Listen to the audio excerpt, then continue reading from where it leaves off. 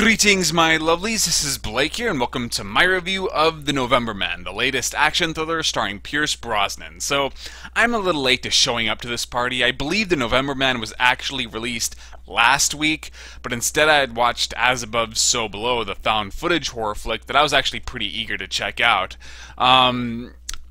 And do you know that you've officially reached dump month, when you go to the movies on a weekly basis and yet find yourself totally uninterested in all of the main new releases? So all you could really do is look back to the stragglers, the films that you may have been willing to give a chance for a theatrical viewing, but unfortunately they were playing opposite of films that you were much more interested in. And in the case of The November Man, I just wanted to see As Above, So Below more.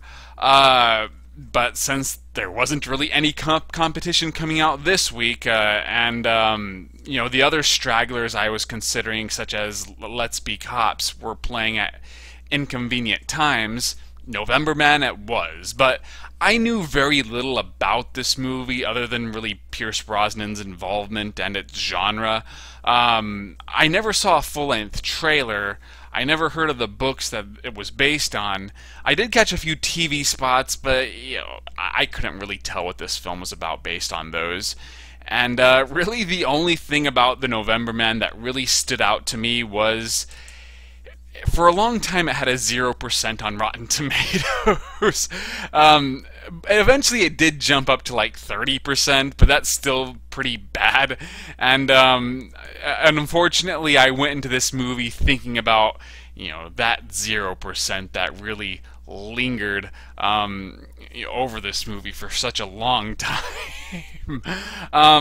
So expectations were very low, and is this movie as bad as the critics are saying? No, not really. I thought it was just pretty mediocre, and not even in the boring, unforgivable, mediocre kind of way, where it's just so dull and forgettable that it might as well be terrible.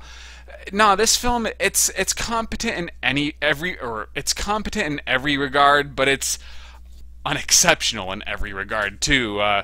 Nothing about this movie is really going to stick with its audience, but at the same time, if you go ahead and watch it, I don't really think you'll be angry with it. It's just a harmless, average, standard, acceptable action thriller. In terms of like the script, it makes no major blunders. The characters never do anything unforgivably stupid. I at least didn't notice any of the plot holes. But at the same time, you know, the twists are very predictable. You know what all the major reveals will be long before they actually happen. You know, so who turns out to be bad, or who turns out to be a red herring, or you know, the connection to the main chick to this girl who everybody's trying to find. Easy to spot coming, you know, important character decisions that will affect the outcome of the story. I actually started to have a little bit of fun correctly guessing how individual scenes were going to end. That's how predictable this movie was. So, there's this part where the main girl, she meets up with this male character whom she had interacted with earlier in the movie, and I kept wondering, why is this scene going on so long? Could this character turn out to be a villain? He's trying to find something, but nah, that doesn't make a whole lot of sense. So I'm guessing that this guy's probably going to die by the time this scene ends. Was I right, or was I right? Yet above everything, while I was watching The November Man, I felt like I was experiencing deja vu. I could have sworn I'd seen these characters in other movies, just using different names. Their relationships, nothing unique or special about them. I had seen these dynamics done before in other better movies. Their motivations, character arcs, all very familiar stuff. Even their general interactions with other people, you know, felt like they were lifted from other movies. Now, I never felt the dialogue was bad. I never felt like the script was being necessarily lazy in terms of how it developed. In fact, you know, at least based on memory, admittedly, November Man is already slipping from my mind. It seemed like they did a pretty good job at making Pierce Brosnan's character just that damn good. I don't recall ever feeling that he was, you know, achieving any victories throughout this film because his opponents were very incompetent. Now, I saw this movie with my dad, and he didn't like how Pierce Brosnan was killing off CIA agents, who could have easily been his allies in different circumstances. I personally was okay with that. In fact, I think the film should have taken it even farther. They should have really played up the moral ambiguity of this character, emphasized his cold-bloodedness, and make that the anchor of the film. I think that could have given the November Man its own identity and what could have separated it from the rest of the pack. Unfortunately, even though they'll occasionally allude to it, like when he cuts his former student's girlfriend's leg, but even then, it wasn't fully explored, as if the film was afraid that we might turn against this character. So he just happens to have a few moments where he's incredibly ruthless. But that's a wasted opportunity, but I do appreciate that the filmmakers at least kept that in there. But otherwise, sorry, I'm losing my voice. The script was just harmless, but that's it. It's very ineffective, and yet it's not a bad screenplay by any stretch of the imagination. I did kind of feel that the whole thing with the younger guy's love interest was sort of unnecessary, but I do understand what they were going for, and if they spent more time fleshing that out, it may have just really killed the pacing, so I won't hold that against the movie. In general, I never took issue with the pacing. I never got bored by it, so at least that's something. So script, though, it's predictable, safe, conventional, relies on cliches, but at the same time, the writers are, I guess, skilled enough to where they at least handle all this competently. The script never makes any, game-breaking mistakes that ruined the experience for me. The action scenes, like the rest of the movie, they're standard. You get some acceptable gunfights, acceptable explosions, a decent hand-to-hand fight here and there, but none of it, once again, really stands out as exceptional. It's passable stuff, but none of it's going to stay with you, especially compared to other action films that have come out, especially throughout this summer. When you look at Guardians of the Galaxy or The Expendables 3, November Man seems small and insignificant in comparison, and it doesn't necessarily need to be like those films, but it needs something to make up for that. And I was hoping that maybe it would be just incredibly suspenseful. Well, there is some suspense. Like I said, I was never bored, but at the same time, it's still, standard stuff. At no point did the film ever really start making me bite my nails or get on the edge of my seat. I watched a film afterwards called Blue Ruin, and that's a very slow-paced movie.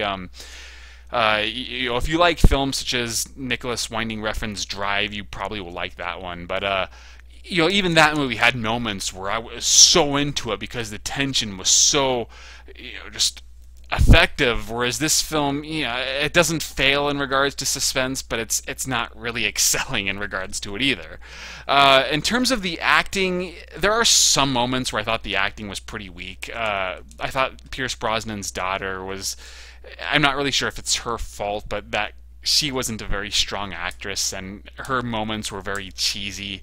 Pierce Brosnan's, his mentor slash boss, he's fine throughout a lot of it, but there are times where I felt like he oversold his dialogue, and just his performance ended up being a little cheesy too. Pierce Brosnan's acting, it's good, it's acceptable, but at the same time, this movie never really allows him to step out of his comfort zone. If you've seen any of the James Bond movies, just remove the suaveness, and you more or less have Pierce Brosnan's acting here. I did like how they didn't try to cover up his age. He never seduces the young hot chicks. When he gets into a fight with a younger character, at first he actually gets his ass kicked, but he only ends up turning it around because he's a more resourceful and experienced fighter, so he'll grab whatever's closest to him and use that to turn things to his advantage. I liked that, but at the same time, I kind of feel maybe this movie should have taken the Taken route. Taken also had very standard action scenes, a very mediocre script, and yet that movie actually worked a lot better because it was built around Liam Neeson's performance and how awesome Liam Neeson was. So when people talk about it, they just will discuss Liam Neeson's acting and will ignore everything else because Taken was a pretty average flick that just was made above average because of Liam Neeson's presence. If November Man did that, maybe it would have worked a lot better, but instead it wants us to pay more attention to the screenplay, which, as I said, is very average. In a lot of ways, I'd say this is more like Liam Neeson's Unknown. Unknown also wanted us to pay more attention to the script instead of Liam Neeson's performance. And since that film also had a very mediocre screenplay, it was a mediocre movie. November Man is very much like that. So is there anything else I could say? It's as if the filmmakers realized that they didn't really want to make this movie, but were professional enough that they figured they might as well try. And that's really it. There's nothing really bad about November Man. There's just nothing really phenomenally good about it either.